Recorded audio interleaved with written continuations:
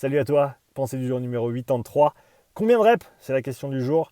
C'est une question que on me pose à longueur de journée et je pensais que c'était une bonne opportunité de faire une petite vidéo là-dessus. J'ai appris, comme beaucoup certainement, les différentes, comment dire ça, les différentes fourchettes de répétition pour différentes qualités physiques.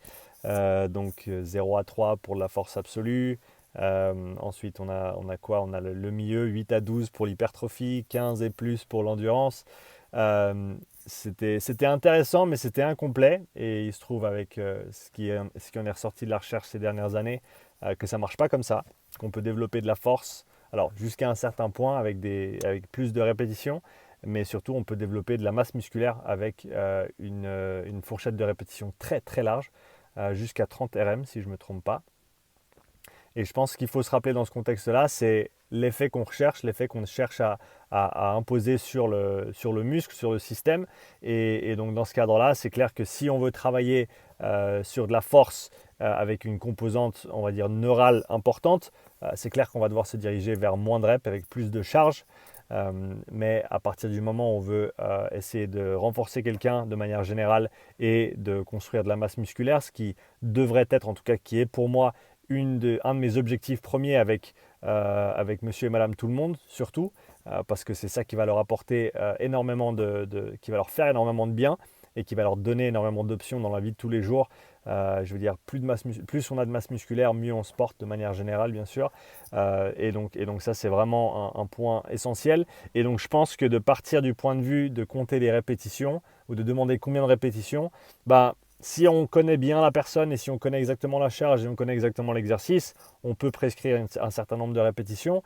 Mais ce que je fais depuis un certain temps et qui marche très très très bien à mon avis, enfin, d'après mon expérience, c'est de partir dans l'autre sens. Donc au lieu de commencer de zéro et de compter vers le haut, eh ben, on se demande combien de reps, mais en réserve. Et étant donné qu'on sait que l'effet qu'on va rechercher, donc l'effet de stimulation au niveau musculaire, d'essayer de créer de la masse musculaire, de renforcer ce qu'on a déjà, ça va vraiment se passer dans une petite fourchette entre 5 et 1 répétition en réserve.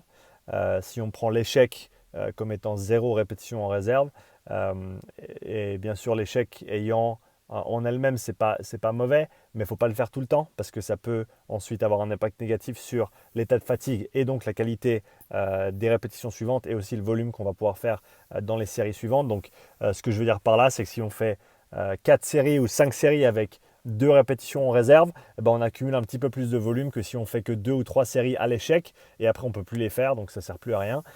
Donc je pense qu'il faut considérer ça. Petite parenthèse donc sur les reps en allant à l'échec. De temps en temps c'est bien mais pas tout le temps.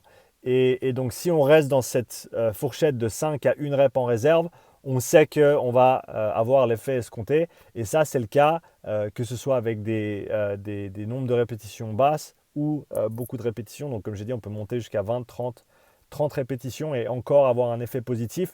Mais c'est dans ces dernières répétitions que la magie se passe, si on veut parler comme ça. Et donc ce que j'ai commencé à faire, c'est en parlant à mes clients, quand ils me demandent combien de répétitions, eh ben, je leur dis non, on flippe, on passe à l'envers et on se dit combien en réserve plutôt que de dire combien de reps, parce qu'encore une fois, suivant l'exercice, si on ne l'a jamais fait, si c'est une nouvelle position, une nouvelle progression, dépendant de l'état de la personne ce jour-là, on va pas savoir exactement combien de reps vont apporter le stimuli qu'on recherche. Et donc de partir du haut et de dire voilà combien j'en laisse en réserve, ça va nous permettre de jauger la difficulté de l'exercice ou de l'effort qu'on va demander à la personne et aussi de s'assurer qu'on soit dans cette fourchette magique, on va l'appeler comme ça, la fourchette magique de 5 à 1 rep en réserve. 51, fourchette magique 51, ça devrait être un truc, on devrait faire un t-shirt comme ça, fourchette magique 51. Et donc je pense que c'est très simple à s'en souvenir, de se dire voilà, je vais aller entre 5 et 1 rep en réserve et ensuite je vais m'arrêter. Et ça va être la façon dont je calibre l'intensité et l'effort pour chaque série, plutôt que de dire voilà, il y a un certain nombre qu'on va faire. J'utilise encore bien sûr le nombre de répétitions depuis zéro, mais quand on a une progression qui est établie, par exemple un split squat à poids de corps pour une certaine personne Et cette séance, on va en faire 10 sur chaque jambe. La séance prochaine, on va en faire 11. La séance suivante, on va en faire 12. Donc, c'est pas qu'il faut jamais utiliser le nombre de répétitions. C'est juste qu'il faut bien réfléchir pourquoi on les utilise. Et il faut bien s'assurer qu'on n'essaie pas de viser des répétitions juste pour viser des répétitions, mais pour viser une certaine adaptation et un certain stimuli au niveau de la personne avec qui on travaille. Donc voilà, c'était la petite pensée du jour. J'attends tes commentaires sous la vidéo. Est-ce que tu es d'accord? Est-ce que tu n'es pas d'accord? Est-ce que tu utilises les répétitions depuis zéro tout le temps? Est-ce que tu utilises des répétitions en réserve? Est-ce que tu utilises les deux? Quels autres moyens tu utilises pour calibrer l'intensité et la difficulté sur chaque série de travail avec tes clients, avec tes athlètes? Donc, prends quelques instants pour me laisser un petit commentaire sous la vidéo. N'oublie pas de presser like également, ça m'aide beaucoup. Donc, c'est grandement apprécié et à tout bientôt pour une nouvelle pensée du jour. Ciao!